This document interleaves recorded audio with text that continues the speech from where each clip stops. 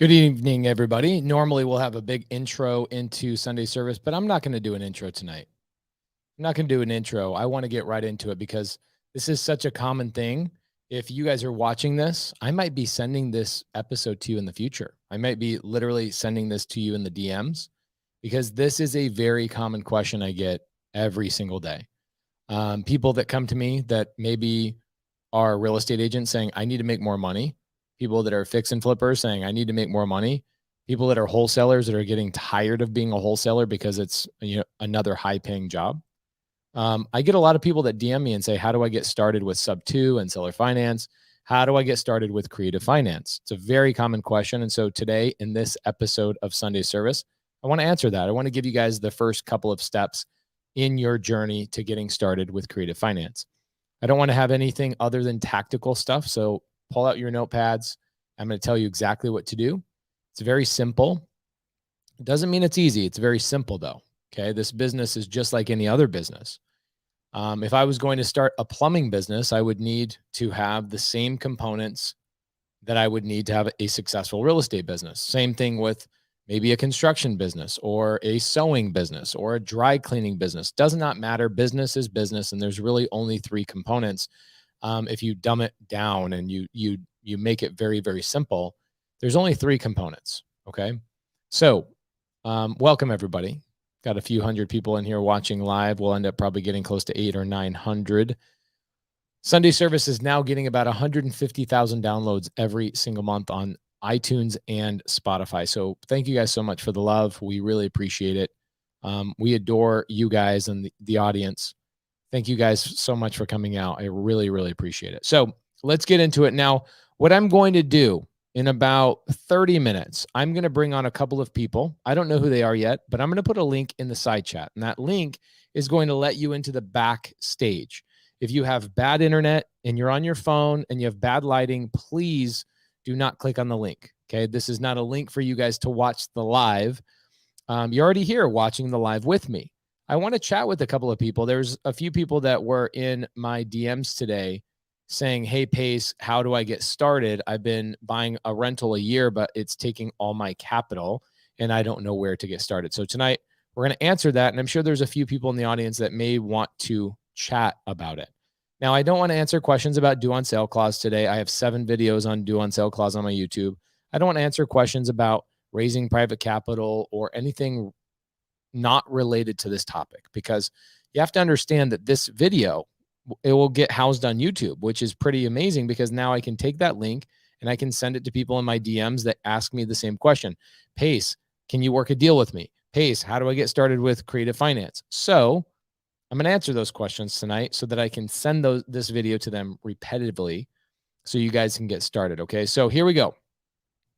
There's a link in the side chat right now. It starts with StreamYard.com and then a bunch of numbers and digits and all that kind of stuff. So if you guys have a question specific to the topic at hand, please jump into the backstage. I'd love to chat with you.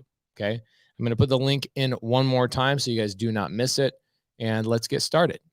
So how do I get started in creative finance? Well, first and foremost, you have to understand that business just in general is very, very basic. You are going to always have the same flow. Okay. There's 3 parts to every business. Okay. 3 parts to every business. Number 1, most important is you need to have leads. Okay. And I'll talk about where those leads come from tonight. We'll jump into that.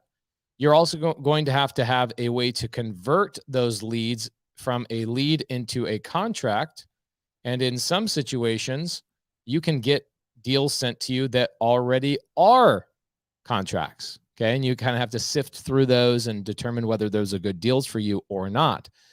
And then number 3, it is how to exit or monetize on that contract or that deal. Okay. How to monetize. And for a lot of you guys, you have to make that determination. So I'm going to jump into that here in a second. Again, guys, if you are in my backstage and there's a handful of you, if you have a question specific to the topic at hand, I'm happy to talk to you. If you have a question about, hey, Pace, can I get a one-on-one because my wife is divorcing me because I overspent on the credit cards? That's definitely not tonight's episode, okay? I'm happy to talk about that topic, by the way. That's a really fun topic, but not tonight, okay? So you have to ask yourself, do you have leads? Okay. Do you have leads? Write that down. Do you have leads? Most people starting this journey don't have leads. Now, a lead doesn't necessarily mean you have to be out there talking to homeowners. Okay. So let's talk about that. You have to have leads. Where do leads come from? Okay. Number one, they come from direct to seller. That's right, everybody. Every lead, every deal, every house, every piece of real estate I've ever bought, could we ever imagine that there's not a seller involved? There's not a human being involved on that property called a seller or a homeowner. Okay, it's not always a homeowner because sometimes it's an apartment complex, but you know what I'm saying. Seller, right? There's always a seller.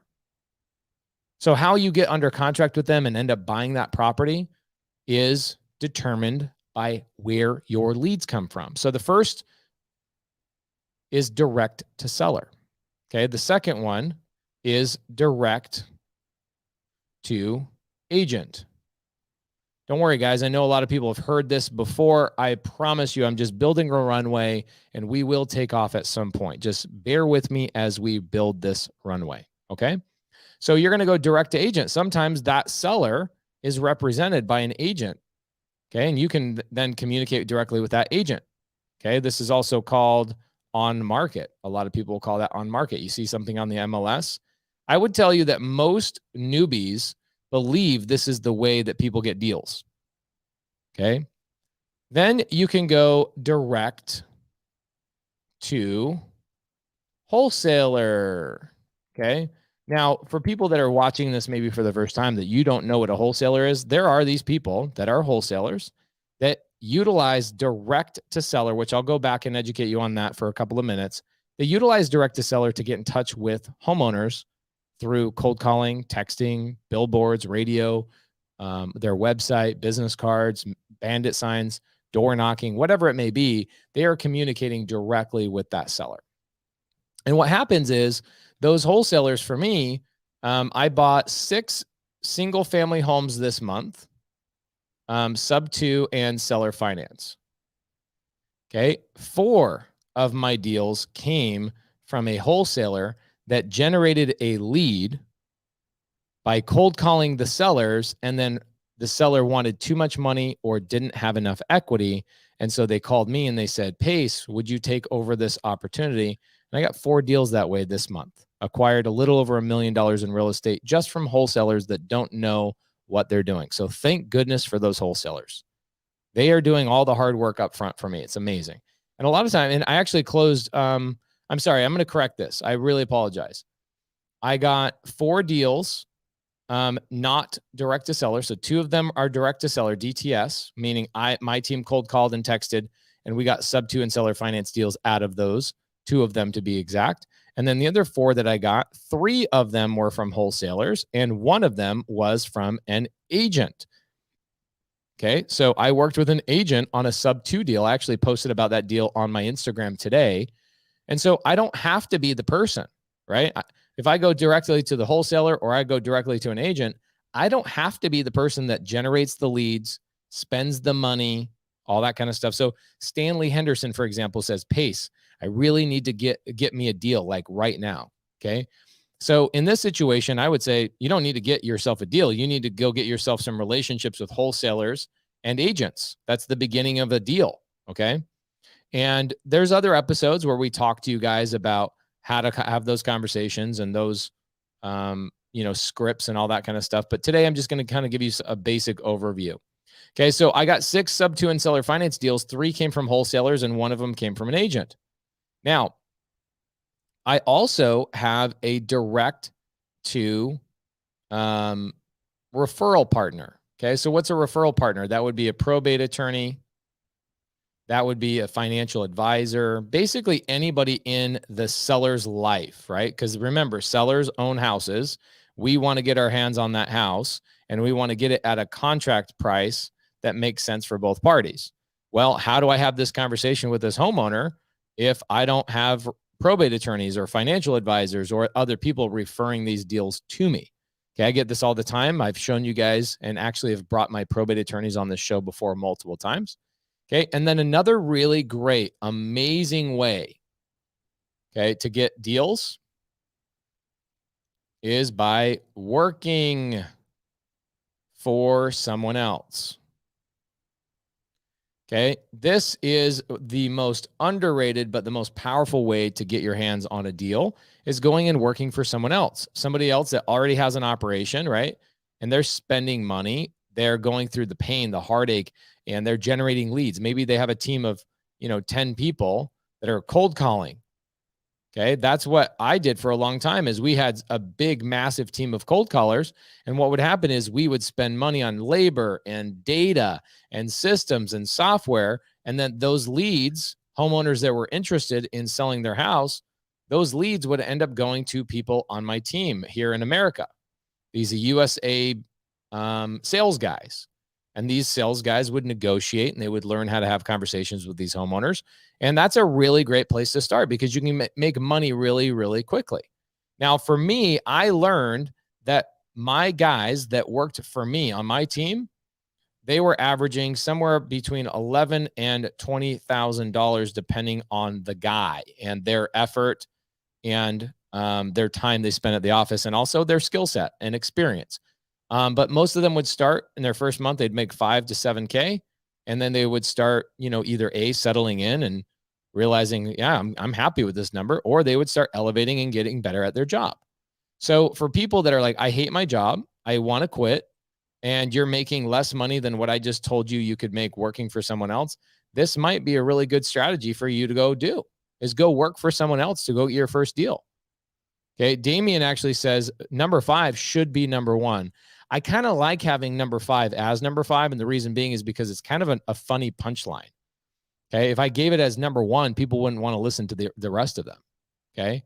The reality is people don't want to hear this. Everybody in America does not want to work for me. At the end of the day, everybody that goes and works for someone else in America, okay, they all end up going and setting up their own shop. Okay. So this is where deals come from. I don't know where any other deal has ever come from. So when people say, well, where do deals come from? I've just told you. You can either communicate directly with a homeowner. Okay. So let's break this down for people that don't understand direct to seller. Okay. Direct to seller typically, I'd say most of the time, costs you money. And that's a challenge for a lot of people. Okay. So direct to seller, let's break it down. Direct to seller is very simple, not easy, but very simple. I can do billboards. Okay, so that's an inbound, right? So what happens is a homeowner sees your billboard and they call you. Okay, so inbound, they're calling you and saying, hey, I saw your billboard. For a couple of years, about 3 years, I worked for a company that's all we did is we spent 60 grand a month on billboards. Okay, I'll show you a couple of mine. I'm sure you guys have seen them all over the place, actually. So when you think about this, it is interesting that people go, how do I get a deal? Well, you guys see this stuff all the time in your face. Like, how many of you guys have not seen this? Homevestors, We Buy Ugly Houses. These guys are everywhere. There's 1,100 franchises all over the country. All right. And you'll see their billboards. They look just like this or like this. They're all over the country. In fact, if I said Homevestors billboard, you are going to see them. Boom. You guys have seen this? These guys are trying to fix and flip houses, wholesale houses, and buy houses in their portfolio. I was one of these guys. I owned the Homevestors franchise of Arizona for nearly 3 years. I was number 3 closer in the nation. I loved getting my start here, but it was very, very expensive. So I do not suggest you go down this route. Okay. Billboards. There you go. Okay. You could go and start putting up billboards. Probably not a good way to go. I'm going to put red on there for this. I don't like this idea. It's very expensive, but I just want to let you know that it's possible. Okay. Now you've got billboards, you've got postcards. Postcards work in typically smaller areas. Okay. Smaller markets or very niche lists. So for example, when I say niche list, I mean somebody who's in foreclosure. also going through divorce, or also going through a bankruptcy. Okay. When you're stacking these pain points and then you spend money on postcards and you send a postcard to somebody who's going through all three of those things, your probability of success goes up and your cost per marketing campaign goes down. I do not use postcards anymore. I did that for nearly 3 years. Okay. So you got postcards, you got bandit signs. I don't know anybody that's ever done this for a long period of time because it's expensive. It does work. And you guys have seen bandit signs. I know you guys have seen bandit signs. So I'm not going to go down that. I wouldn't necessarily start there unless you're just barely starting out. Door knocking, you won't do it. Okay. I was with one of my students, Alexis, in Orlando. She's got her first 3 deals from door knocking. She just made 20 grand on one. I think she's making 30 grand on another. Okay. Just barely started, by the way. Literally just barely started like a month and a half ago. She's door knocking foreclosures. Okay. So, works. I love door knocking, but you won't do it. So I almost don't even want to go through it. I like it. And here's why. It's very inexpensive. It's very, very inexpensive. Okay. Then cold calling. This can be either very inexpensive or very expensive, depending on if you go hire somebody. Okay. We hire people. This is my main marketing avenue. This is where you'll see most of the people who are scaled and really large in this business are doing cold calling. And then they are also doing texting. Okay. These are the main things that people are doing. They're finding homeowners that are in foreclosure. They're finding, which is easy. Okay. We could have a whole nother conversation about that. And you're calling them and you're working out opportunities with them. Okay. So, that's direct to seller. I could literally go on and on and on. Ringless voicemail. A lot of people don't even know ringless voicemail is a thing. You can call somebody and leave a voicemail without their phone number or their phone ringing. I could go on for hours. I could literally go on for hours about this exact topic. How do you reach out to a homeowner directly? And that's direct to seller. Okay. So you can work direct to seller and get deals. This is very common, but also can be pricey. Direct to agent is not pricey. In fact, we did a challenge last month called the Elephant Challenge, and it was we had a blast doing it. We're going to do another one. It was completely free, nothing to sell. In fact, we were like on day 9 or so, and there was a lady that came in and she's like, when are you going to sell something? I'm like, I'm trying to do this for free. I'm really trying to help you guys. Like really trying to help you guys. I know that everybody's out there to sell something. It's weird that I'm not selling anything, but I'm not trying to sell you anything. And we're going to be doing another one of those challenges next month. Okay. Manny Jimenez says, what's a good source for foreclosures? There's a lot of them. Foreclosures Daily is a really good one. Another really good one is alltheleads.com. But again, they start costing you money. Okay. So you have to make a determination of where your leads are going to come from, because here's what's going to happen. No matter where your leads come from. Okay. Category 1, category 2, category 3, or category 4. Category 5 is you're working for someone else. Okay. Wherever these leads are coming from, you have the opportunity to either A, wholesale them, pay attention. Okay. B, fix and flip. Or C, hold them. Those are the only 3 ways I've ever learned how to make money in real estate. Those are the only 3 ways I've ever learned how to make money in real estate. And somebody's going to say, well, Pace, what about developing? Well, developing is fixing and flipping. I'm taking a piece of dirt, I'm fixing it or renovating it or improving it, and I'm flipping it to somebody else. Okay. Well, Pace, what about apartment complexes? Well, isn't that holding it in your portfolio? Well, Pace, what about double closing? Well, isn't that wholesaling? Literally every way to make money, this is how you make money in real estate, is wholesale, fix and flip, or buy and hold. Okay. So the way you get started in creative finance is generate leads. You have to make a determination. Where are your leads coming from? Now, with real estate and leads, for me, because I understand creative finance, I can go to wholesalers. This is one of my favorite, I'd say 70% of my deals right now are coming from people who are struggling with their leads. So pay attention to this, because this will give you some enlightenment.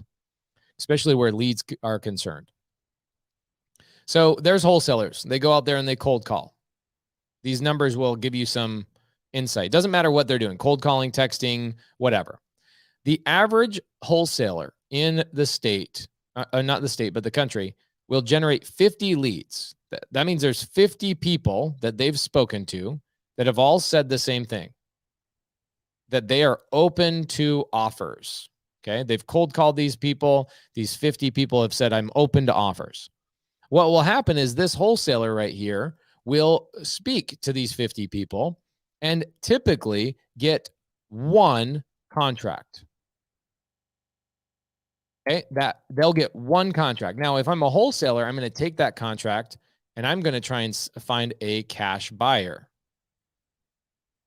Okay, I'm going to find a cash buyer, somebody who's going to fix and flip or buy and hold that property. Okay, that's my job. That's where I make my money. I make my money by, let's say, getting the property under contract for $200, and then I wholesale it to my buyer for, let's say, $215,000. That's kind of the national average is 15 grand.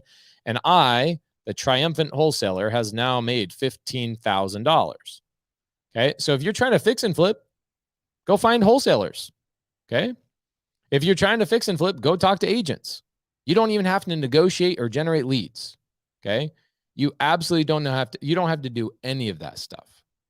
Okay. You can just go to wholesalers. There's a lot of wholesalers all over the country. Okay. So I buy a good amount of my deals from wholesalers. They do all the cold calling. They do the texting. They do the negotiating, and I'm happy to pay them an assignment fee. Happy to pay them an assignment fee. In fact, I just paid somebody $210,000 assignment fee the other day on a deal. $210,000 assignment fee. I have no problem paying for any of that. Okay. Claudio says, Pace, for someone starting in real estate who can plug in to 6 to 7 figure wholesale creative company and learn the business without having to generate leads, what is the equity split in your opinion for junior acquisition? Well, Claudio, I would never ever give an equity position to somebody who came and worked for me. Okay. So let's go to the 5th way to get deals, which is work for someone. Okay. I work for someone. I'm going to come back to this, Claudio, because I really like that question, but I'm going to come back to it. Thank you so much. That's a really great one. I'll come right back to it. So, if I'm a wholesaler, okay, so this person right here is a wholesaler and they're cold calling leads, they're going to generate 50 leads to get one contract. Once they add creative finance to their same 50 leads, so they don't even have to spend more money. This is the common thing that people just don't understand. If you add creative finance to those 50 leads, what my team is doing and what I've done is I will, as a wholesaler, it's 50 to 1 contract. Okay. For a wholesaler who also uses creative finance, it's 50 equals 1 contract cash and 1 to 3 contracts using creative finance. Okay. So getting the same amount of lead generation, you can double, triple, or even quadruple your lead flow, or I'm sorry, your contract flow and your profitability, depending on how good you are at creative finance. Now, creative finance means sub 2, seller finance. It means novation agreements. We do a lot of novation agreements. I just don't talk about it a lot. I typically share that only with my students. Novation agreements, lease options. Okay. Lease options, Morby method, strategy that I created a couple of years ago. You've got dating contracts. Okay. You've got, we'll call them executory contracts. And several other ways to buy properties. So I look at this and I'm like, wholesalers are using cash. That's their only strategy. I use cash plus I use these. Okay. This is the thing that people just don't understand is they think I'm only doing creative finance. Now, I do a lot more creative finance. Okay. I do a lot more creative finance because I love it and I'm really good at it. I'm in my opinion, I'm the best in the nation. Okay. So I love doing it. I'm obsessed with it. And that's perfectly fine. But I do a lot of cash deals as well. Okay. So there's where you get started. I know that's a little bit ambiguous, but at least you have a foundation of understanding. You need to make a determination of where you're going to get leads from, right? Let's go back to the top. This is business. You have to have leads. So make a decision. Where are you going to get your leads from? Are you going to get them direct to seller right here? Are you going to get them direct to agent, direct to wholesaler, referrals, or working for someone else? Those are the only 5 places that I've ever seen deals come from. That's it. So when people say, how do I get started? Well, make a determination. Where are you going to go? Are you going to go cold call sellers? Are you going to work with direct to agent? Are you going to find wholesalers in your market? Are you going to go to probate attorneys, financial advisors, et cetera? Or maybe go work for someone else? I actually have a lot of students that go work for other people. In fact, Claudio, who's a student of mine for a couple of years, a friend of mine, he's awesome. He just asked a really great question. Let's go back to it. Okay. His question was, Pace, if somebody's going to come work for me, what equity split would I give them? Well, bro, I'm giving them $1 million education. I'm not giving them any equity split whatsoever. Zero, zilch. What I would do if somebody works for me is treat them like a junior acquisition person, as if I hired them on my team. Okay, so here's me. I then have a director. I have basically 3 directors in my business when you start out. You have somebody who's generating leads. Okay, this could be, we use a company called startvirtual.com.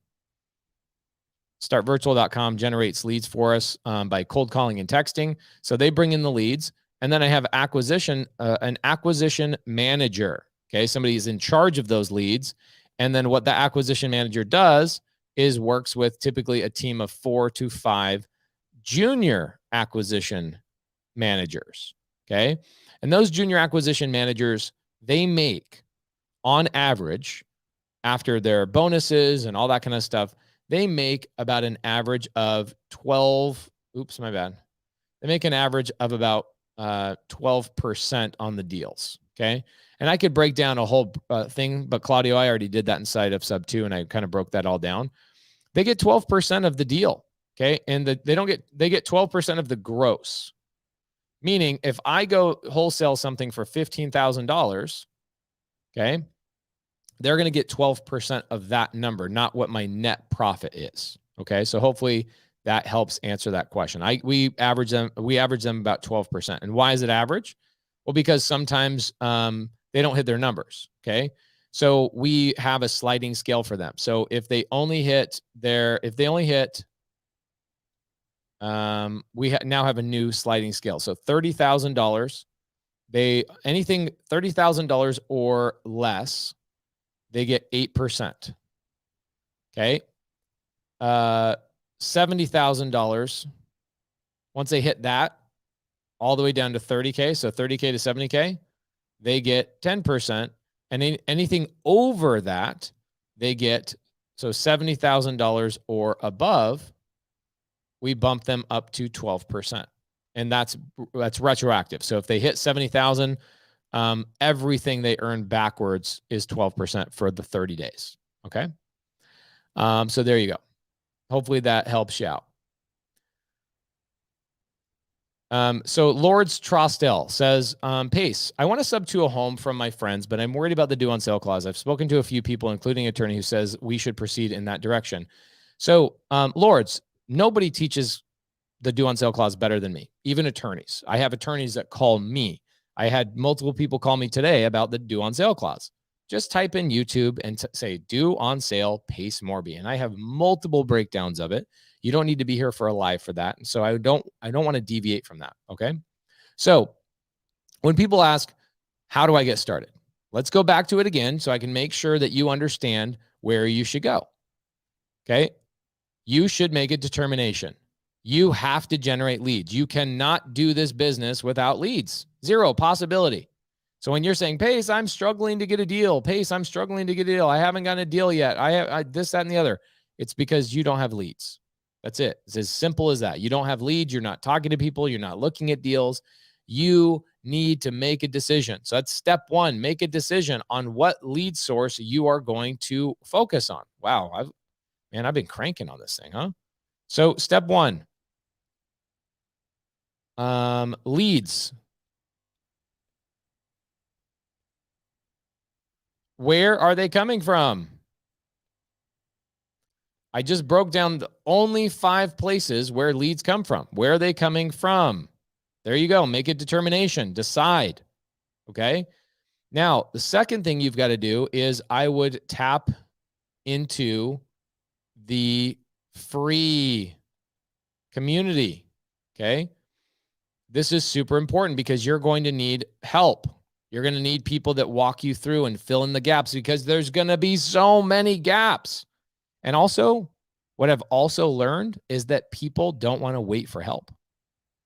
Okay, so what I've done is I've trained, we currently have 5,600 students all over the nation and also in 20 different countries. The students that are in different countries, they are doing this in the United States virtually. So can you do this from anywhere? The answer is an emphatic yes, you can. So I have 5,600 students in a Facebook group with 56,000 people. So 90% of the people in my Facebook group are in there for free. The other 10% also have access to a private community. They also get to hang out with me a lot. In fact, if you guys looked at my calendar right now, if you're not a sub 2 student, you want to know why our community is so tight, I'll show you. I spend a tremendous amount of time with my students on a weekly basis. So let's go through that. I'll break it down for you guys. Oh yeah, this is great. So why am I sharing this with you? I don't want you to join my mentorship. Please don't join my mentorship. I'm just trying to get you to understand where you can actually get some help outside of just watching my lives. No, I will not do a one-on-one with you. No, I will not get on any call with you. No, I will not meet up with you and have coffee. No, absolutely not. That is an emphatic, absolutely hell no. Okay. So if you look here, you will see my calendar. These are just the green Zooms that I will do with my students this week. Okay. These are the ones that I will actually show up to. All right. So let's see. Our team, Caroline, she does a Zoom from 5 to 9 every morning. We call that the daily dial. So Caroline's in there doing that every day, Monday through Friday. And inside the daily dial, you'll see a lot of my students in the side chat that will say that the daily dial has changed their entire life. Just this every morning. Okay. The daily dial is role playing. It's actually having conversations with students and practicing with each other early in the morning before your day starts, exactly what you should say in order to overcome objections that you might get from an agent, a broker, a lender, a title company, et cetera. It's basically, not basically there. It is there for you to learn how to underwrite deals. Underwrite means look at, evaluate, see if they're good deals or not, and practice having conversations with each other. Okay. Then in the evening, we have another Zoom that happens every single night. And that starts at 4 o'clock every single night, goes all the way until 7. So it's another 3 hours. And that is called the nightly dial. And in the nightly dial, we actually call live sellers. Okay. We get our students on the phone with live sellers and agents. Okay. This happens 5 days a week, every single evening. Okay. Daily dial. So why am I telling you this? I'm telling you this because if you guys say, well, Pace, who should I work with? Guys, don't you think you should be working with somebody that has this much access to absolute monsters and killers in this industry? That is what we do. I actually named that one. All right, guys, I haven't made my calendar for the weekend, so I'm haphazardly doing it right now. So thank you for being patient while I do this. So the nightly dial is ran by Dan Quijano, an absolute legend. And then what I do is let's see here. Every Saturday morning at 5 a.m. This one, I'm doing another one with my wife a little bit later. So our Saturday mornings, even I'll be here Saturday morning. I'll be here Saturday morning. I'll be there for a 5-hour Q&A. I'll be there with Elena Cardone wants to meet our sub 2 students. So that's going to be cool on Tuesday evening. I've got Monday comping with my wife inside of sub 2. And then myself, I meet all the new students on Monday evenings inside of Sub 2. So look at a weekly, these are live Zooms, by the way, inside of our community, everybody getting to know each other, working deals together, helping each other out, becoming friends with each other, etc. So when I tell you guys, go to my Facebook group, Creative Finance with Pace Morby, this is why I'm telling you to do it, is because those students who have access to this much training live every single week, local meetups, accountability groups, Discord, Facebook, when I say my students know each other, I mean it. And this is why I tell people, go join my Creative Finance Facebook group, because we have 56,000 members and about 10% of them are my students all over the country. So when somebody says, well, Pace, I've got a deal in Memphis, Tennessee, and I need help with it, and they DM me, my answer to them is go to my free Facebook group. It's there for a reason. Go to my free Facebook group and work with my students. They'll work with you. They'll give you some homework. They'll do deals with you. They'll take you out on door knocking. I see my students doing stuff like this all over the country and helping people in the free Facebook group. In fact, our free Facebook group is doing a monthly challenge. It's called the Invite Only Challenge, where we show you guys for free. And I don't want you joining my mentorship. I do not want you joining my mentorship. Work with my students in the challenge. You're going to submit offers. You're going to talk to agents. You're going to learn how to comp. You're going to learn why that's a good deal, why that's a bad deal. We're going to give real addresses. We just did it. We literally just did it. If you guys are newer, or you guys maybe didn't know this, you're maybe sleeping under a rock, let's go to YouTube, and I'll show you. We stream this live for free, okay? I want to make sure you guys have a jumping off point when you get off this training or off this podcast, okay? So let's go to, by the way, I love Jerry Norton. He's great. Let's see. Let's go Elephant Challenge. Let's see if we got it on there. Ooh, Elephant Challenge Pace Morby. So there you go. Streamed 1 month ago. You can see 8,600 views on this free training. And we had all these people on here. 10% of them are my students. And we walked through and we showed you guys how to comp deals for 2 hours and 15 minutes. And we had breakdowns and explanations, and people were talking in the side chat and becoming friends with each other. This is where you start. Okay, this is where you start. You get plugged into people that have momentum and active training. My students have access to me for the rest of their lives, or as long as I'm alive. And I will continually to do 21 support calls every single week and overwhelm them until they decide I can only handle 2 Zooms a week. Pace is crazy. That's perfectly fine. It's my job to over deliver. So now, as you're generating leads, here we go. If you just want to get a let's do this. If you just want to get a seller finance deal, go to an agent. There's deals on the MLS right now, seller finance. There's deals on the MLS subject to right now.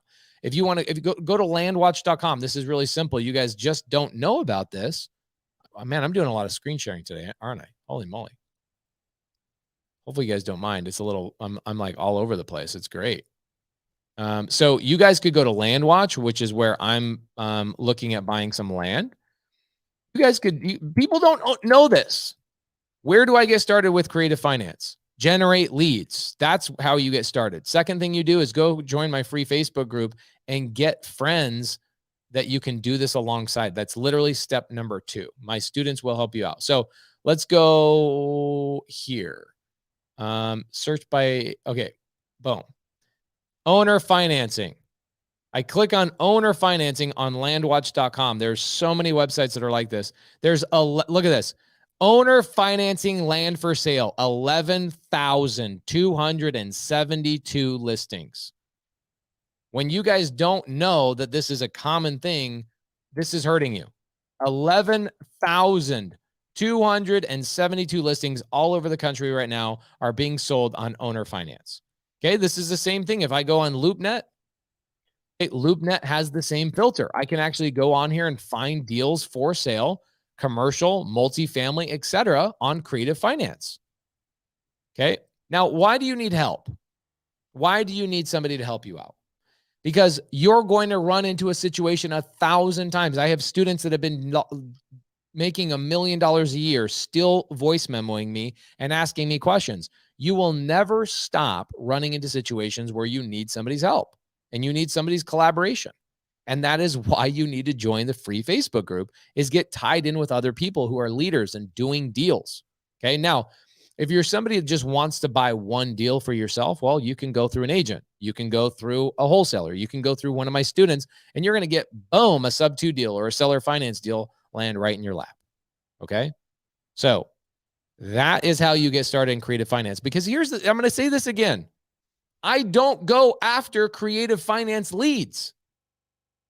Listen to me when I say this. I do not go after creative finance leads. I go after sellers who are motivated. The number one thing that I need in my life is a motivated seller. That is what I would call a lead, a motivated seller.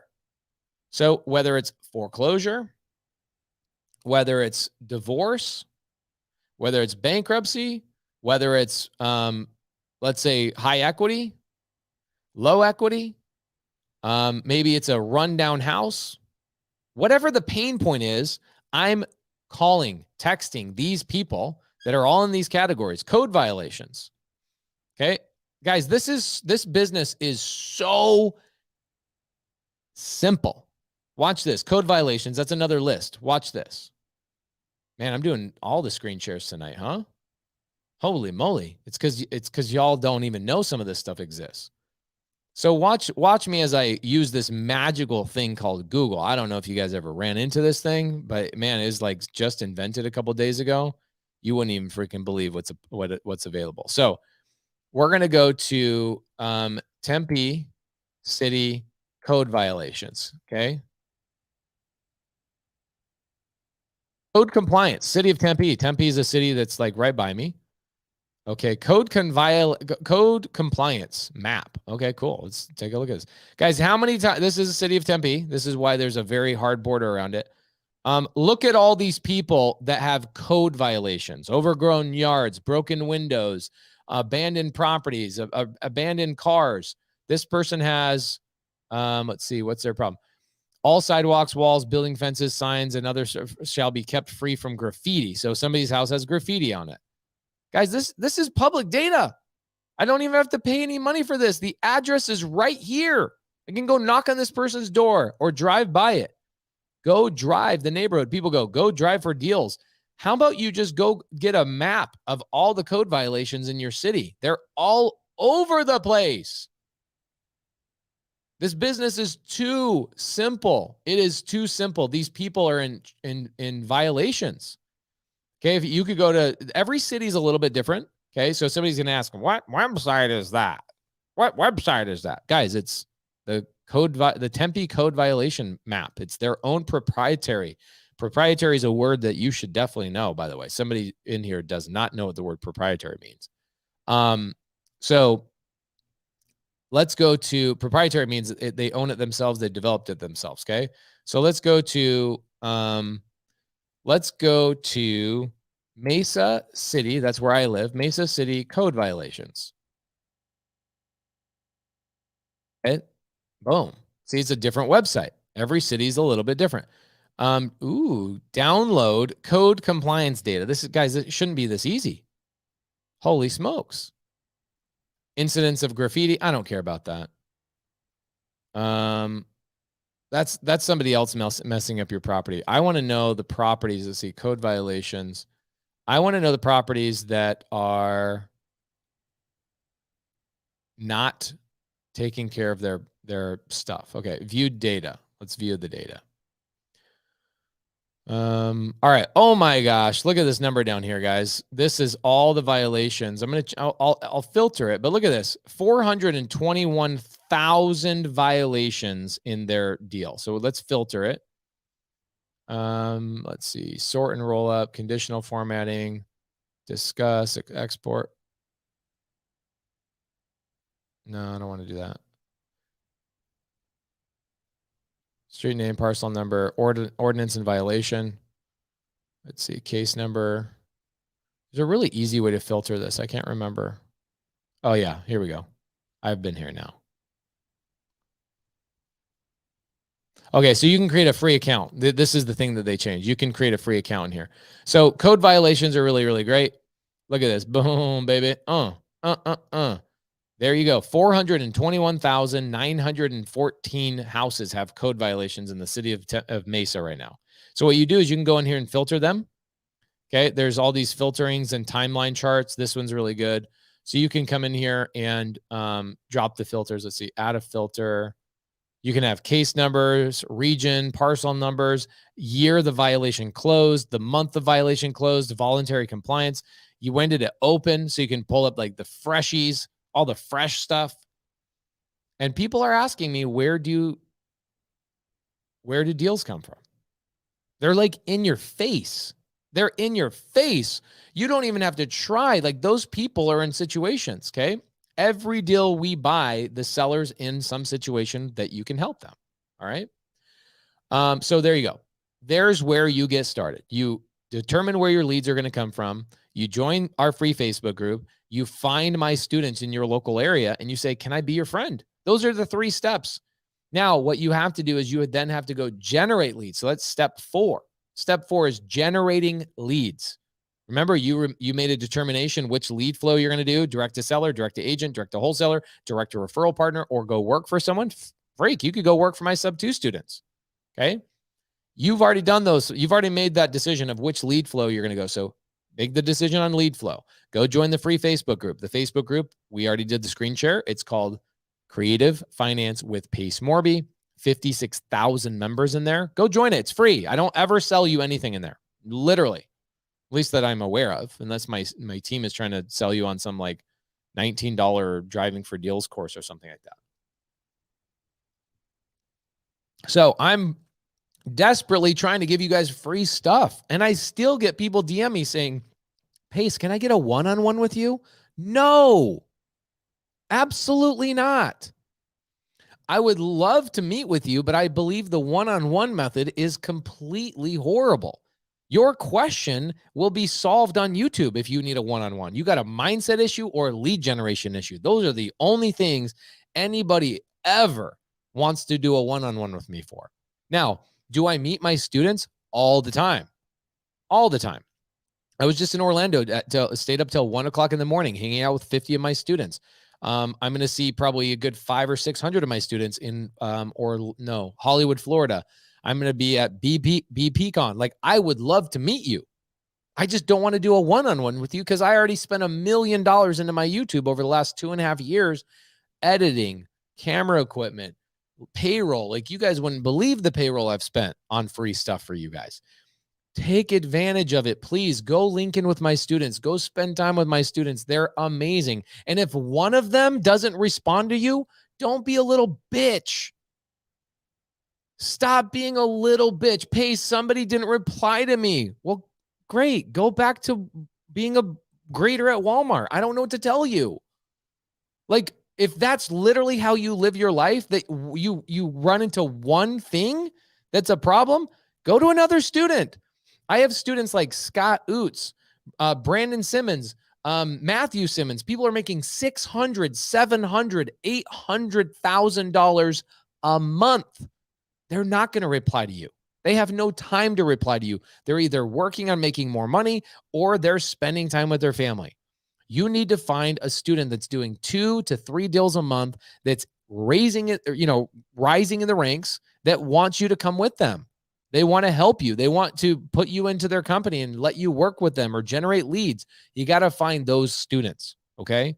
A lot of my students don't want to work with you because they've already scaled their business and they've found their financial freedom, and they're not going to stop at everything to help you because they already did that. I can tell you the students that have scaled their business have already helped hundreds of people in the process of them getting to a point where they have financial freedom. Okay. So, this one's interesting. Marco, thank you, Marco, for the $20. I'm going to take my wife out on a date. Thank you so much. So he says, bro, put me on your wait list for multifamily partnerships you're doing with your private students. Thank you so much. My private students, the wait list is invest investwithpace.com. Investwithpace.com is how you guys get on the wait list. We are only letting sub 2 students invest, by the way. So thank you for pointing that out. Hold on a second. I got to charge my keyboard.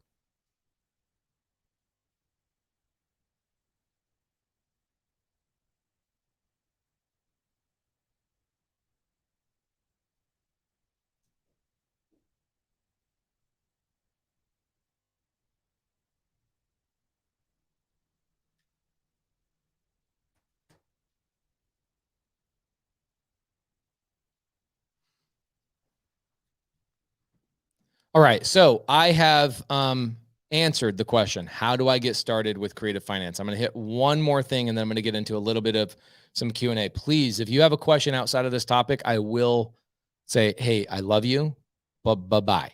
I will get rid of you off the screen. I need to stay on topic. So please, if you have a question unrelated to what I'm talking about, do both of you and I a favor, unless you want me to tease you, because you know I'm infamous at teasing.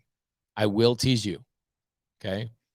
Unless you want to be teased, you don't want to be on the screen. And also, if you don't have your camera turned on, so I've got Ashley Perez, Daniel Blattman, Daniel Colonel, and Jay, and there's Jasper. He always got his camera on. Turn your camera on, or else I'm not going to call on you. There you go. Thank you so much. Because what happens a lot of times, I'll call people on here, and they're like fiddling with their camera for like 3 minutes, and the audience is just like, oh my gosh, Pace, please move on. So last thing I'm going to cover. Where do creative finance leads? People think I go out and I only go, all right, I'm going to go look for sub 2 and seller finance deals. No, not at all. I look for deals. The difference is if there's a funnel and leads come through this funnel, you guys as cash buyers, people that are doing cash deals, you have one filter right here. You have a cash filter. Okay. And you're catching some things as they're coming through here. My filter is I have a finer filter, a more fine filter, and even more fine filter. Sub 2, seller finance, novation agreements, right? So all the leads, all the stuff that's coming through have a really hard time getting through all my filters. And I make more money than you because I'm using more filters than you. This is the only filter you're using. Has anybody ever strained spaghetti or food or things of that nature? Your guys' strainer has too many big holes in it. My little filters, my information, my experience of working sub 2 and seller finance deals doesn't mean that I'm generating different leads than you. It just means I know how to actually use the leads properly. Okay, so this is why I love working with wholesalers, because a wholesaler will stupidly, sorry, wholesalers, that your feelings are hurt, but you'll go generate all these leads right here. And you'll go, man, I'm only getting cash deals and I'm not getting enough deals. And I'll come along and I'll go, hey, you know, all this like mud that basically got through your little filter, it's basically trash. You know, it falls through your cash filter and it ends up being a big pile of steaming horse crap down here. Can I have that? And they go, sure. Why would you want it? And I go, because I'm going to make millions of dollars off of it. Except I wouldn't say that. I just go, well, you know, I just really like shit. Can you just give me your poop? Give me all your poop. Give me all your bad leads. And this is where I make my money. I just have a better filtering mechanism than you cash buyers and you real estate agents. And you're wondering, why does Pace, this year, my goal was to buy 500 doors. At the end of the year, I will be at 900 doors. I will almost double my goal of doors purchased, meaning putting doors in my portfolio. Forget about the deals I flipped. Forget about the deals I wholesaled. I just acquired this many deals in 1 year. 40% of my deals come from your guys' crap. Here, I'm going to find a brown pen. Here you go. There's a brown pen, just so you guys know. You guys think this is crap. I think it's cash, and it is. In fact, if you guys go to my Instagram stories from today, there's a property. What house did I go to today? It's on the house on Spruce. The people who sent that deal to me are like, I don't see any way to make money on this, and I will make 90 grand. 1832 West Spruce Drive in Chandler, Arizona. Write that down. Dead wholesaler lead. Nobody knew what to do with it. And I turned it into a $90,000 profit that will pay me $1,450 every single month for the next however long I want to own it. Okay. So have we sufficiently answered? Have we sufficiently answered where do I start? What do I do to get started? Where do the leads come from? Now, obviously, there's way more in-depth. How do I generate a lead? How do I cold call? How do I text? All that kind of stuff. But this really should be the first video that you watch, because you realize I need to generate leads, whatever that means. I need to have somebody help me. So I should definitely join Pace's Facebook group and find his students. And even if one of his students turns out to be a knucklehead, because I get 1% of my students are going to be knuckleheads, or they might just not fit your vibe, right? I got redneck students. I got students up in Alaska killing mooses on the weekends. I got students that are bankers in Wall Street. I got students all over the country, all shapes, sizes, races, genders, everything you can imagine. You're not going to like all of them. So find one you like. They have direct access to me 3 to 6 times a week. They have access to each other 15 times more per week in the daily dial and the nightly dial. And go out and generate leads and work with them and go find them and go to meetups and do those types of things. That's how you get started. And then as you learn creative finance, you can then start adding filters like, okay, now I understand sub 2. Now I understand seller finance. Now I understand novation agreements. Now I understand lease options.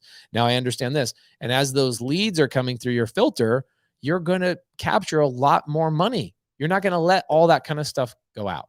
Okay. So Lord says, Ingrid Hernandez, are you a sub 2 student? Ingrid is not just a sub 2 student. She's a leader, and her and I are actually partnered on a deal together right now. She started last summer with me, and I would say that she probably is going to make $500,000 in the last trailing 12 months, something like that, as a student on top of her 9-to-5 job. Okay. Think you guys want to work with my students? Or you guys want to keep being knuckleheads and DMing me and saying, Pace, I really need a one-on-one? I will never do a one-on-one with you. Okay. I don't know that I will do a one-on-one with my best friends. My best friends will go, hey, you have a minute to talk? And I'll say, text me. No, I don't have time for a one-on-one. Okay. People think because I'm live all the time that I'm like just readily available. I'm not. I structure these. I want to provide so much help, but I want to help the masses, not, one person at a time. That's hard. So, we got a couple of people on here. Dylan Faltus has a question. What's up, Dylan? How you doing, man? You're muted. There we go. Can you hear me? There we are. I can hear you. Hey, good to see you, brother. How you doing? What's up, homie? Man, doing well, doing well. So I have a question for you. It is about I have a motivated seller who needs a creative finance solution to a property that she wants to sell. Hopefully I'll be able to talk about that with you real quick. Cool. Let's do it. Okay. It's a property here in my market in Tampa, 7 minutes from University of South Florida, 5 minutes. Have you talked to Andres Bastardo? Not about this particular property. He is saved in my phone though, and I meet up with him regularly. Yeah. Cool. I actually just me and my girlfriend just had dinner with Spencer Bishop and his fiance. Love Spencer. Yeah, I know I tell you, all my friends, my sub 2 friends, my conversations with my sub 2 friends are so wildly different than conversations with other people I've had in my life. Wonderful people, but I realize that we end up talking a lot about things in the past, reliving glory days. In my conversations with my sub 2 friends, we're all talking about things that we're building in the future. Wildly different. It's really fun too, because you don't feel embarrassed to like talk about money or your hopes, your dreams, your aspirations, how you're trying to improve yourself. Your friends from the past, they're the things that are keeping everybody back. And what's cool is like the second you join sub 2, you create a new circle of people that drive you forward and keep you motivated and accountable. And like they also keep you driven, because you see a guy like Spencer Bishop, that dude's driven. Crushing it. Yeah, crushing it. It's funny, we're meeting next weekend to compare our vision boards for him and his fiance, and me and my girlfriend. They had the idea last night over dinner. And so we're meeting up next weekend to do that and kind of hold each other accountable for those goals that we're going to set for our 1 year goal, moving forward. Really, really Amazing. cool. Amazing. I have a friend that I grew up with that if I ever had a thought like, hey, at 30 something years old, hey, let's get together and talk about vision boards. My friend would be like, what, do you think you're better than me? Yeah, man. I've got friends where I'm like, I literally suppress the thoughts and the things that I want to talk about because they're just not doing things in their life. Wonderful people, but I know that they're like harboring resentment if I'm talking about, hey, things I want to build, money I want to make, businesses I want to do, and it's on a different wavelength. And so it's just really, really interesting noticing the difference between talking and gathering friends in the sub2 community. It's really cool. So what do you got for me tonight? What's the lead? House in Tampa is motivated seller. It is a woman who's going through divorce. She has so guys, pay attention to this. Every deal starts with what? It starts with a seller every single time, and generating a lead to get in touch with that seller. That's the beginning of every single story. Anytime somebody's talking about a deal. Okay, so check this out. I'm doing research on somebody I'm going to speak on their stage in a couple of months. And I, trying to get into his world and understand what he's all about and what his audience wants to learn, all that kind of stuff. So I ran 4 miles this morning and I listened to 3 podcasts about his origin story and where he came up. And he told the same story multiple times, which I'm okay with. I like that. I like hearing, different aspects or different ways he's telling his story. Never once in 3 different podcasts did he say where his first couple of deals came from. He just said, oh, well, yeah, I put $200,000 down on this $1 million deal. It's a multifamily deal and blah, blah, blah, blah, blah. And they go through it. And I'm like, aren't you going to say where the deal came from? Like, what lead source? Did it come from an agent broker? Did it come from a wholesaler? Did you call the seller directly? Like, give me the foundation of the story. Yep. So I love this. So how did you reach out to the seller? Did you cold call? Did you text? Did you door knock? Did you get the lead from a wholesaler? Where did this come from? Wonderful question. Looking at my Podio, this was an SMS campaign. SMS meaning he texted somebody, guys. He actually used his thumbs, things that God gave you to do some work. He actually used his thumbs and texted somebody and say, hey, are you open to an offer for me buying your home? That's SMS. For those of you guys that have Androids that still have to crank up your phone and in order to text people. iPhone game. There you go. Yes. And so this one was actually, it was through an automated system. So it wasn't me texting. This way I can send many more text messages. And it was through a VA who can send even more text messages than I can send, and it frees me up to do all the acquisition stuff. So it was through an SMS campaign, a list that was pulled on PropStream for divorce properties. And so in Tampa, in my market, it's a follow-up that I've been doing for 4 months. Woman called me out of the blue, saved my number Friday. She is going through a divorce. She recently has fired her divorce attorney, very upset with that person. She wants to sell, and she wants to sell yesterday. The issue that she has is the property is in her name only, not in her future ex-husband's, her name only. But she purchased the property after she married her husband. Now that they're going through a divorce, she wants to sell the property, but she does not want her husband to receive. She's worried that he's going to receive half the proceeds from selling it. Okay, so guys, remember the filter that I was talking about. Okay, if I DM you this podcast, hopefully this helps you. Okay, he generated a lead. Let's go back to this little deal. He generated a lead, and he's taking this lead through a filtering mechanism.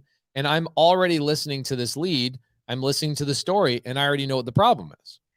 Okay. The problem is, I almost don't want to jump ahead, but I'm going to take a guess at what the solution is. And maybe you'll have some subsequent data that I don't have that will change my answer. But everything comes down to, in a divorce situation, it comes down to the divorce decree. So the judge will actually issue a divorce decree. Okay. That divorce decree says what they have to do with their assets. Now, if the property is the deed in both of their names, or is the mortgage in just her name and the deed is in just her name? The deed and the mortgage are in her name alone. Okay, so there's a strong possibility that judge does not allow that property to be known as common property or community property. What is she currently using that property for? A rental. Okay, great. So there's a possibility that the judge says, well, that's not going to be named in the divorce decree because that's your property. You have deed, you have the debt, and that renter is in there. So we're not going to force you to sell that property because now you're going to disrupt that tenant. So what will happen a lot of times is the divorce decree through the divorce, it won't name that property. And if it names that property, then boom, she can sell it to you however. Now, there's no way to get around that. There's just no way to get around that. I've bought properties from people that were divorced through contract for deed. Okay. So, you might be a little bit newer and you might not know the difference. So Dylan, this is a great question. So this is like the fifth filter as you're going down the filter. So it's like, okay, sub 2 is going to be problematic. And the reason why sub 2 is going to be problematic is because the deed will transfer from her to Dylan. And that's going to be noticed by the judge and also by her future ex-husband. Okay.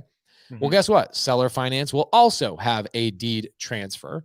But in the state of Florida, in Tampa, we call this an executory contract. Okay. So Dylan, do you have a car loan? I do. Okay. That is an executory contract. And here's what that means. It means that you have a car loan. Who owns the car? I own the car.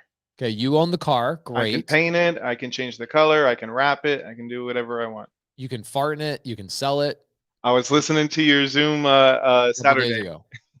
Perfect. Yeah, so you can do whatever you want with that car. The thing is, the lender for your car is currently holding the title. It doesn't mean that their name is on the title. It means they're holding the title as security. Okay, that's called an executory contract. Why is that an executory contract? Because you have not executed the full contract. And the contract says, we'll give you the title that we're currently holding for safety. Once you pay it off, sell it, refinance it, or whatever, we'll then give you the title. That's an executory contract. In sub 2 and seller finance, I get the title or the deed immediately. And why is that problematic is because now the judge or the future ex-husband will see that. Okay. So here's a great example. An executory contract is actually not called an executory contract. Pay attention to this. This is very critical for you because you'll never, ever call this an executory contract in any sort of real estate language. Executory contract this is some deep level, deep state stuff. Okay. I love it. I love it. Okay. So an executory contract, also known as an agreement for sale in Arizona.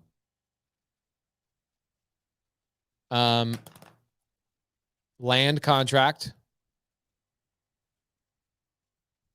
Okay, depends on the state you're in. Land contract, contract for deed. Installment sale. Bond for deed. Okay. Now, Dylan, these are all literally the exact same thing. It's just depending on the state that you live in. Okay. Okay. Just the state that you live in. So, your state is a contract for deed state. Okay. So you will actually purchase this on a contract for deed. So April Giuliano, one of our amazing students, she is actually one of my first partners on a title company that we are opening in Orlando. Mm-hmm. Okay. I've spoken with April. She's super kind. She's amazing. She started sub 2 homeless. No kidding. No kidding. She lived in a garage when she started our mentorship. She borrowed her mentorship money from a church goer she was going to church with. No way. Yep. I reached out to her a year ago when I first started working full-time in this business. I reached out to her. I didn't have anything, not information, any value to even add. And she took time out of her day to help and call me multiple times to help me, walk through properties and analyze deals, and went out of her way for a complete stranger. This is the culture that we have in sub 2, right? As you know, and you've already reiterated, it comes from the obviously from the leadership, but it also comes from the desire that I have is that I need and want a community like this. One, it's fun to have. Two, it's super valuable. But April calls me up probably about a year and a half ago, and she's like, Pace, I've got a problem. I've got an HOA that wants to buy this house. So she does the same similar thing. She sends a text message to somebody who's in foreclosure. She then talks to that person in foreclosure. They're behind on not only their monthly payments to the bank, they're behind on the payments to the HOA. So the HOA is aware that this house is going to go to auction. So April goes, Pace, I don't want this HOA. Every time I go over there, the HOA is on up my butt. There's only 15 houses in the whole neighborhood. Like everybody in the neighborhood knows this house has a ton of equity in it. I was like, all right, cool. Like makes sense. Makes sense. I get it. You don't want to, disrupt the HOA, all that kind of stuff. I go, buy it on a contract for deed. She's like, wait, what? Buy it on a contract for deed? I go, yeah. You purchase it on a contract for deed, which means you are the owner of the property, but the deed will stay in the seller's name. This is also how you overcome the due on sale clause. Okay. So anybody's like, I'm really worried about the due on sale clause. And you can see a little tear coming down their face and then another tear coming down their face. Executory contract is a way to overcome the due on sale clause. It's one of multiple ways to overcome the due on sale clause. Okay. So she goes, okay, so the HOA won't know that I'm buying it. I go, no, they won't know that you're buying it. And she goes, okay, well, it's going to go to foreclosure. Don't I have to catch up the payments before I go and do the flip? I go, no, I'll show you how to postpone the foreclosure. So I showed April Giuliano how to postpone the foreclosure for 4 months. She buys the property on a contract for deed, gives the seller like $5,000 to walk away. April Giuliano goes and fix and flips the house. The people from the HOA that keep bothering her, threatening to call the police. She's like, I'm the owner of the property. And she showed the contract for deed. And they're like, what are you talking about? It still shows blah, blah, blah. And she's like, get off my back. Anyway, she went and made like $480,000 on that fix and flip because she did not let the HOA buy the property and take it over from her. She postponed everything and she used a contract for deed to get all the way done with the renovation before she listed it. Wow. Like Holy nobody smokes. knew she was the owner, yet she controlled the asset. So that's the power of creative finance, is that a lot of people think I only teach sub 2 and seller finance. I teach everything creative finance. I'm the master of creative finance. There's nobody even remotely close to me. The sub 2 vault is deep, my friend. Bro, I barely have started on building that thing. I know. I'm pumped for it, man. I'm pumped for it. So, but okay. So then on a contract for deed, Contract for deed is you can buy it, control it, and sometimes a divorce could take 2 or 3 years. Okay, so think about this. If a divorce takes a really long time, a contract for deed is a good way to go if you're going to hold the property in your portfolio. Okay, but if you're trying to assign it to somebody else, you're going to have kind of tarnished, tainted goods where you're like, hey, buyer, I want to assign this deal to you, but I don't know how long she's going to be going through this divorce, but I want you to pay me $20,000 assignment fee up front. And at some point, the judge is going to decree something in the divorce decree that she needs to sell the property. And now you're in a pile of crap. So in this situation, you're going to have to hold this deal in your portfolio in order to make this exit strategy work. See, this is where we have this filtering mechanism where a lead comes through, you understand the situation, and then you make a determination. Anybody else that looks at cash is like, this isn't a deal. I can't do this deal because blah, blah, blah, blah. And they throw this deal away. This is why creative finance dominates everything, because I can take this lead and I could put that in my portfolio. She would probably be super amenable. And you could even buy it on a really sweet situation for her. Like, I would love to talk to this lady because I could structure a deal where it's like, look, I'll buy it, but I have risk. My risk is that you could get divorced tomorrow. And then the divorce decree comes in from the judge, and the judge says, you have to sell the house. And now I'm in a crappy situation. So why don't we just do a deal where I take over the property immediately? I give you like $5,000 in cash. I buy it on a contract for deed. And when you are forced to sell it, oh, this is great. This is great. Well, real quick, let me just throw out there. I want to add some context. How the conversation went with me. We were talking for a little bit, and then she goes, "Hey, can I FaceTime you?" And I said, "Okay." And she FaceTimes me. This is Friday at 5:00, 5:10. Yeah. And she says, "Dylan, this is what I want to do. Now that I see your face and I trust you," she says, "I want you to buy the property for $5,000 more than the mortgage balance.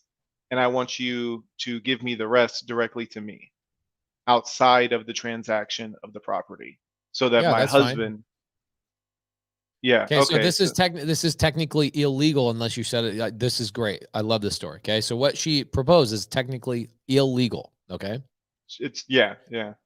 Is it um, illegal for me to do that? no. So the best Okay. deal I ever did, best cash deal I ever did in my life, was a lady. Oh, this is great. Pay attention to this because this is a great solution for you. Okay. So I have this lady. Her name is Lori. I can't say her last name because this lady, she was like the only person that ever left a bad review about me because she found out how much money I made on her deal. Oh, So really? it's a foreclosure. This lady is a foreclosure. Her name's Lori. Oh, dude, this is such a great story. I should tell this only like on a private Zoom with sub two because it could take an hour. But I'm gonna just, I'll be really very quick with it. So we get in contact with her. She says no. She says no. She says no. She says no. 3-4 months. My wife. This is back in the day, 5-6 years ago, when my wife was actually helping me with lead generation and all that kind of stuff. Just like a lot of people, when you start out, it's like your wife helps out, your girlfriend helps out, your if you're gay, your boyfriend or your girlfriend helps you out, whatever. It doesn't matter. Your significant other. I'll just freaking call it your significant other.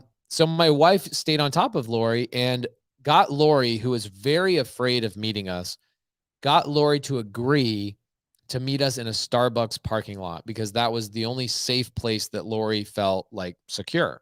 So we go Mhm. meet and she's like, "You're not going to be able to help me. My parents left this problem to me. And the only reason I'm talking to you is because I've been living in the house since they died and I have not made any payments once I inherited it. And this house is going to foreclosure and I have nowhere else to go." I go, "Okay." So here I'll kind of go through some numbers with you real quick so you understand this. There is your solution is in my story, just FYI. Oh, yeah, no, no, definitely go for it. You're like, I know how you operate. You're going to have some punchline that's going to solve the problem. Okay. So, Lori has got this house and the ARV was $450,000. Okay. She says, "You can't help me because we owe $100,000 to the mortgage and we owe I think the number at the time was about $300,000 to something called Access. Okay. Arizona healthcare, blah, blah, blah, blah, blah. Okay.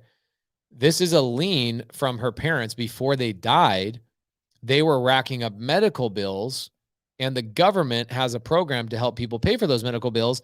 And the way it happened is that that debt rolled over to Lori after her parents died. So now she's got this house with a $300,000 lien and a $400,000 or $100,000 lien.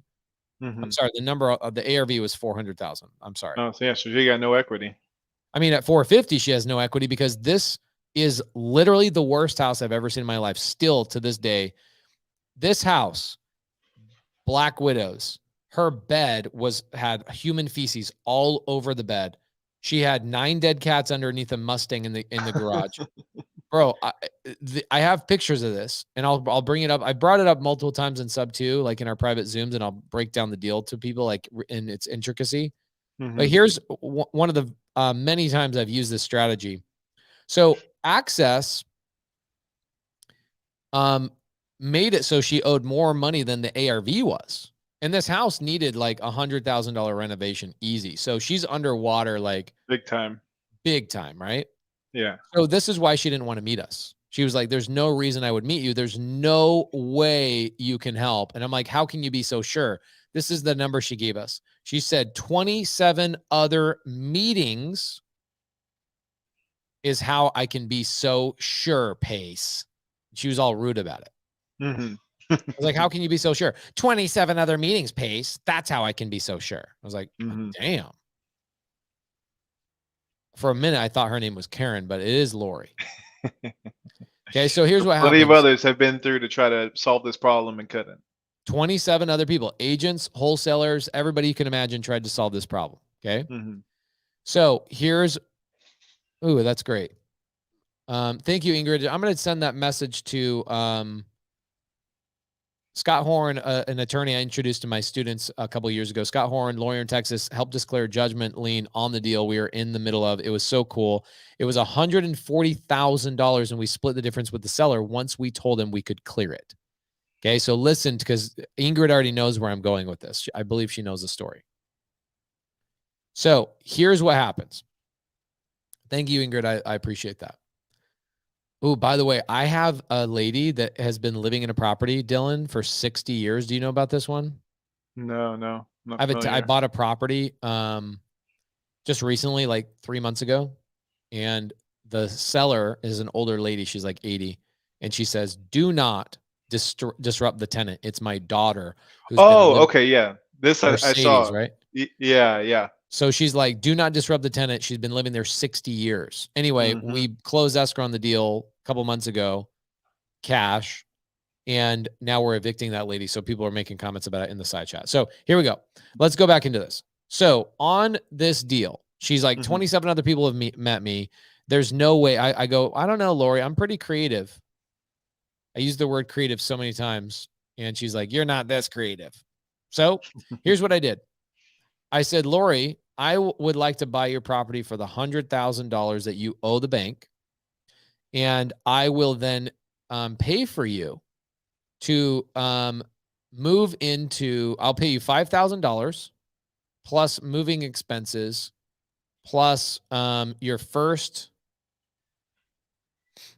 last, and security deposit of the new place you're moving into. I'll pay for all of that on top of your $100,000 in cash.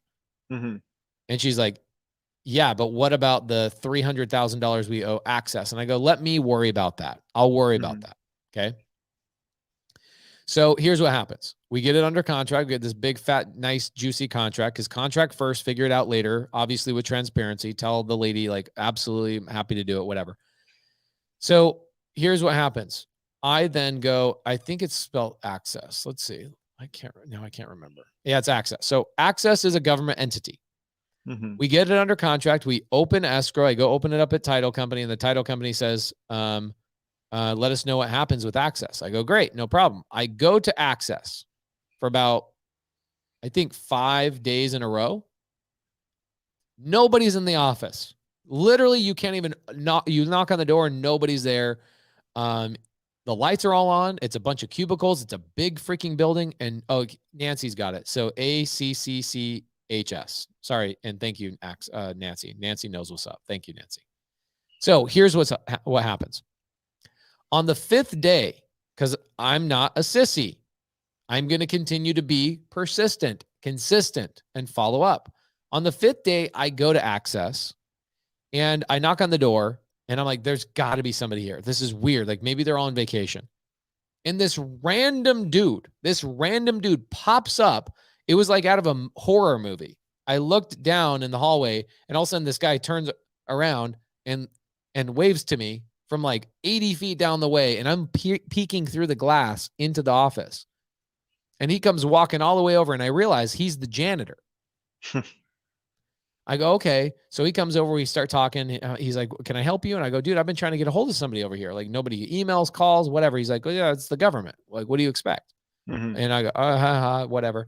And I go, dude, I just need help. Like, I need to get in touch with somebody. He goes, who do you need to get in touch with? I said, I've got this lien. It's $300,000. I want to see if Access will take a lower amount. And he goes, oh, that's my job. The janitor? Exactly. And I'm like, I'm so confused right now. And he's like, yeah, we're short staffed, blah, blah, blah, blah, blah. I'll help you out. I go, okay, cool. So I get his email. I put him in touch with my title company, and we all group together. And he says, how much would you guys like to offer?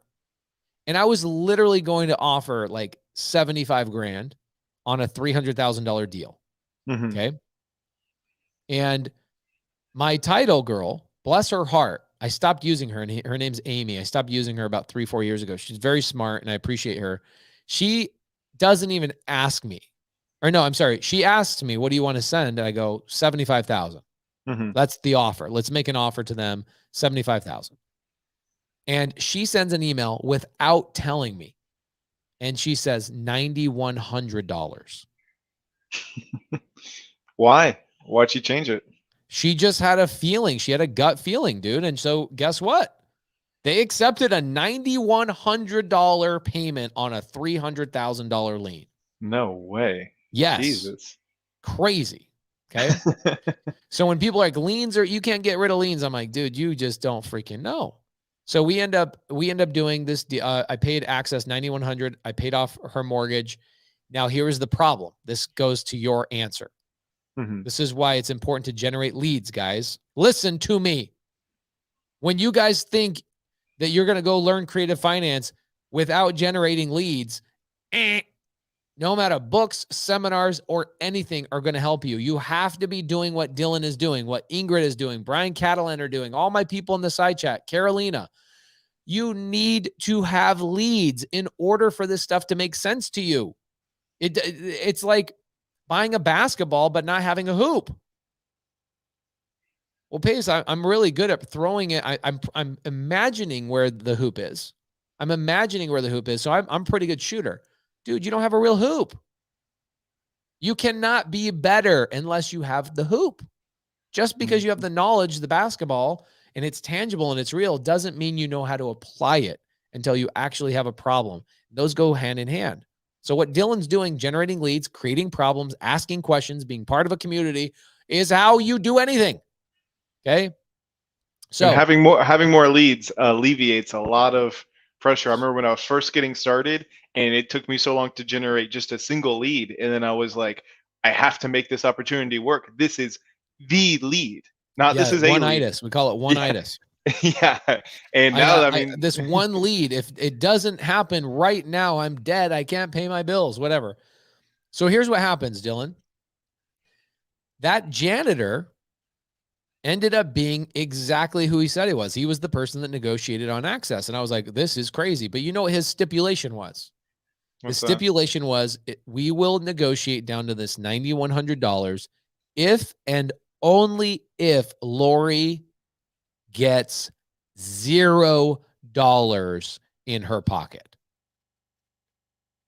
Oh, okay. So now we come back full circle to your problem. I'm seeing where the connection's coming. Okay. So this is what I did. And bro, this is the worst house I've ever seen in my life. And so when I tell you how I structured this deal, you'll go, that's crazy. I want to make sure you understand this. I went to Lori. She's like, oh, I told you this deal's dead and blah, blah, blah, blah, blah. There's nothing we can do. And you guys are going to make a killing and da, da, da, da, da, da, da, da. And I was like, Lori, I don't have to give you cash out of the real estate transaction. Let's work out a deal for inventory or something at the property that I can purchase from you. And so I wrote up a bill of sale. So purchase and sale agreement for the house, bill of sale for the things inside the house, tile, countertops, whatever. And I called that inventory. Okay. And I gave Lori Chase a chunk of money plus her first security. I gave her more than $5,000 because I made a lot of money. This was at the time, it was the biggest deal I'd ever done. Now I'm doing multifamily deals. I got some big deals that we're doing, but this was the biggest deal I'd ever done. My assignment fee on this deal was like $140,000 or something like that. yeah. Okay? Here's what I did. I made the title lady issue the check and then cancel the check and wire the money to me so I could have the physical copy of the check, and I framed it. It's in my office upstairs. Oh, really? Yeah, because I was like, this was my first 6-figure wholesale fee. Yeah. And I was able to accomplish it. Now, here's what happened. Access came and audited the transaction 30 days later. And they asked, did she receive any money? Title said, no, she did not. They went and audited her bank account, and they found out that she received money from me.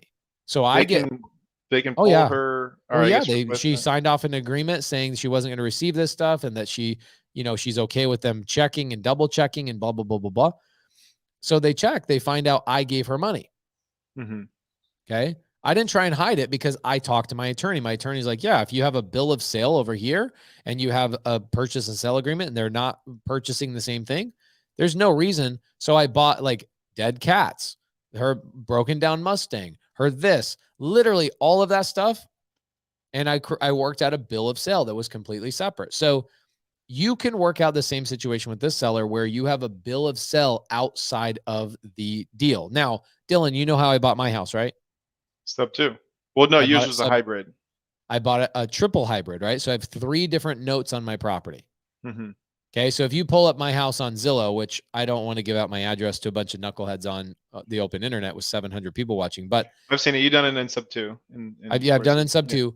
My third lien. So I've got a sub 2 mortgage. I've got a seller finance note with Jerry. And then I have $1 million consulting agreement for the other part. So the property recorded for $2 million, but the transaction was $3 million. It's just that $1 million of it was kept as a separate agreement. Mm-hmm. And it wasn't tied to the real estate. Could you have done that directly with Jerry if he didn't have an entity? Because I asked the seller if she had. Of course, I did the same thing with Laura. She didn't have an entity. I just did a bill of sale directly with her. Okay. And then would I have any issue doing that since she doesn't have any personal property in the home other than what's affixed to the home? Work out a consulting agreement with her. Okay. Okay. What value can she bring to you? Can she bring you mental insight on, being older and how to avoid divorce, and she's your mental coach or something along those lines, and you can create a bill of sale. Okay. And from my side, so can my company issue that in conjunction?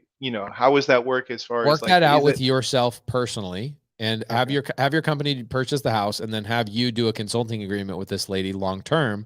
That's like, hey, we developed a relationship. I wanted to keep in touch with her, and I wanted to pay her a consulting fee to work with me on how to avoid divorce and be some sort of a life coach. Would you recommend to do that the bill of sale through my company or through another avenue? Do the bill of sale personally from you to her. Okay. Yeah, just from my person. Okay. Yeah. Okay. That is really interesting.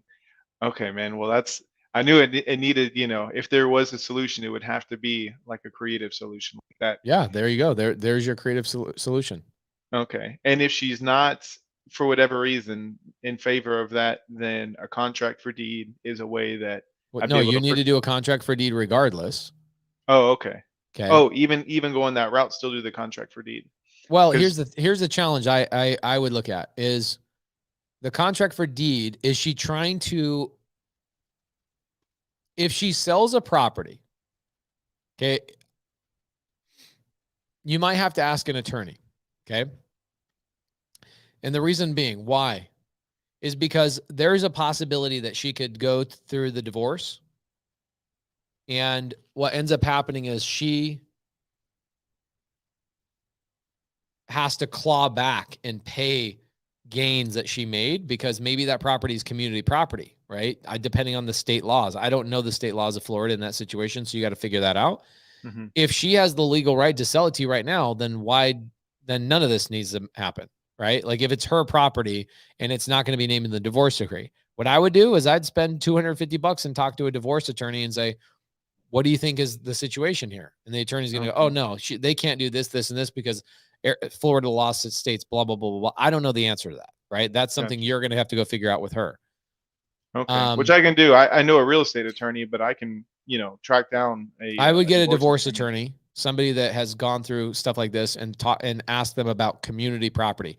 If it's not community property, then she doesn't need his permission to do anything, and you can just buy it sub 2 and give her $5,000. Or you could do a hybrid where you take over the house sub 2 and then create a seller finance note for whatever amount of equity that she has in the deal. Mm-hmm. And you could turn around and sell that under wrap if you wanted to. Yeah, that's what I was thinking. If I could if she could sell it, take it over sub 2 and then create, some type of like a seller finance note, but she would want it to be outside, separate from that transaction. So she's not showing. She obviously just doesn't want to give any of the. Yeah, same thing. Okay. Really cool. Well, man, that is really, really helpful. First thing tomorrow morning, I'm gonna start finding for a divorce attorney and consult with them. But that could be a really viable way to pursue it. I love it. Darren Green, here's a great question. So Darren Green says, can you still take it tax advantage of depreciation on a contract for deed? Here's what's great, everybody. Everybody in sub 2, my personal CPA, please pay attention, okay? My personal CPA is coming into sub 2 in about 30 days, and we're going to show you guys how we figured out how to take depreciation on a contract for deed, whereas you normally could not have up until now. And everybody inside of sub 2, the answer will be yes. We've figured it out, and we're currently doing it right now to test it out on a property, and we're like 100% sure it's going to work out. No, Chris Contreras says, John St. Clair. No, Sean St. Clair is my real estate attorney. PCS, somebody inside of PCS does my taxes. So I will be bringing that CPA into sub 2 to educate you guys how I figured that out. I'm the first person on the planet that's figured it out. Boom. Very cool. Is there any downside to a contract for deed where your name is not on the title as opposed to a traditional sale? There's a handful of downsides. Okay. Number one downside is that up until recently, for the last 100 years, the contracts for deeds have been around for 1,000 years. Okay. This is how people normally did transactions. Up until now, you weren't able to get the tax benefits because you didn't have what's called fee title. Fee title means that you have the deed in your name and you can go to the IRS and say, I own this property. Here's proof that I own the property on the deed. I get the tax benefits. Okay. So up until now, that was the number one downfall to a contract for deed. The second downfall to a contract for deed is, let's say that this lady dies and she's holding the deed and you can't get your physical hands on it because she put it in a safety deposit box or she burned it or something else. There are challenges with that. Okay. Now you can have safety measures in place that we don't need to talk about tonight because I'm already 4 minutes later than I normally go. Ingrid says, the fact that you guys are talking about this tonight is the universe showing me the way. I love this so much. Bada bing, bada boom. So, that's the biggest thing, is the physical nature of a contract for deed is that when you pay off the property, your seller has to send the deed to you or refinance it or sell it or whatever. You have to physically do something. Whereas in the seller finance, sub 2, sub 2 and seller finance, I don't have to do anything. I don't even have to contact the seller ever again to pay off their note or any of that kind of stuff. The title company will go, hey, what's your payoff amount? But I don't ever have to talk to them. I have to do anything. And so there's empowerment and a lot less physical work to do in the future. Yeah. And I can create just a separate note, a seller finance note to her outside, I mean, I can create a note to you right now, right? You and I could do a note right now on a sticky note and say, this is my note. Yeah. I can pay you $100,000 over, 30 years and over something that's not connected to a piece of property. Correct. Okay. Well, Pace, thank you so much. I really appreciate the time, appreciate the information, and more than anything else, I appreciate the community. So it's phenomenal. The freaking best. And I appreciate you pouring into it. The thing is, the people that get the most out of the community are the people that pour into it and going to dinner with each other and becoming friends with each other and doing meetups with each other and all those kind of things, and realizing that this is not a mentorship, right? It's definitely not my mentorship. It's our mentorship is number one. And then number two, it is a community of people that I'm going to be hanging out with you guys and doing deals with you guys in 10, 15, 20 years from now. And I never wanted to look at this as a mentorship of just like, go watch my videos, type of thing. So, Dorothy says, Pace does this process so organically, like he's just breathing and exhaling naturally. That's true. Yeah, and these are high level strategies. These are not things that most people are going to know. Even most real estate investors, like, this is high level stuff. So it's very helpful.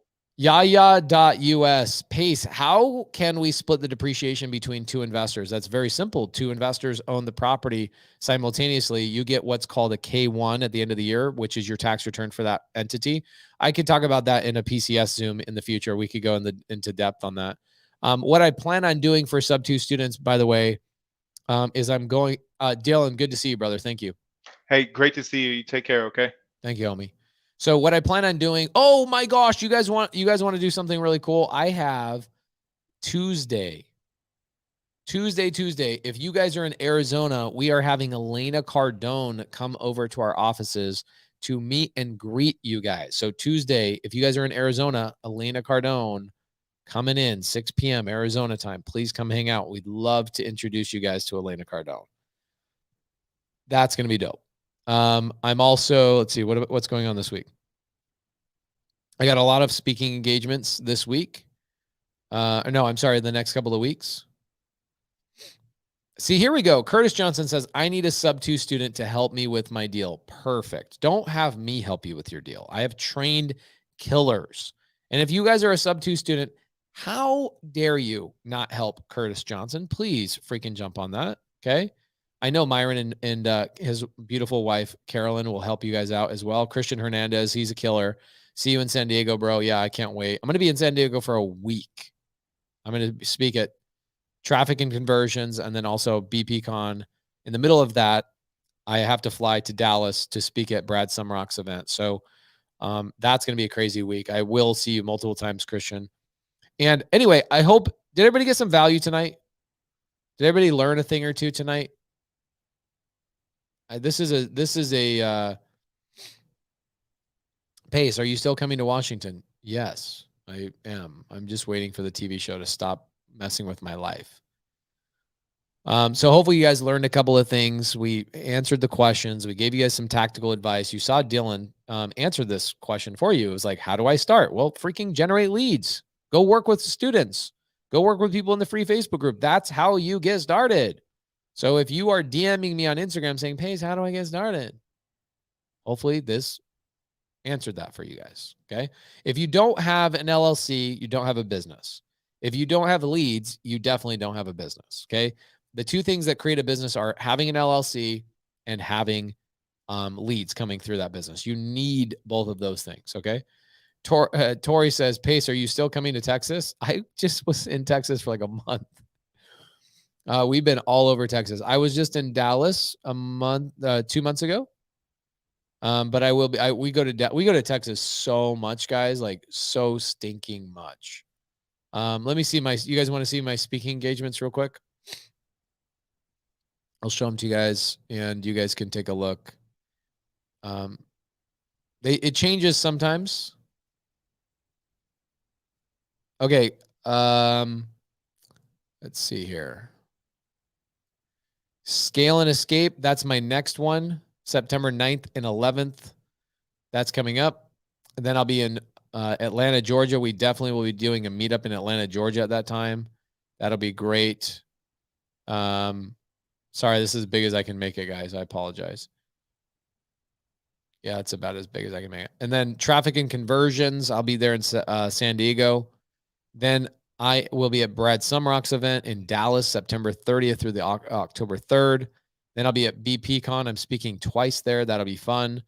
Funnel Hacking Live for Bill Allen in Orlando, October 13th. And then Orlando. Okay, Orlando for Multifamily Mastery 5 with Jake and Gino's event. And then my Sub-2 Mastermind in Phoenix. So those are I think I'm going to stop speaking the rest of the year after that. I'll put everything on pause right after November.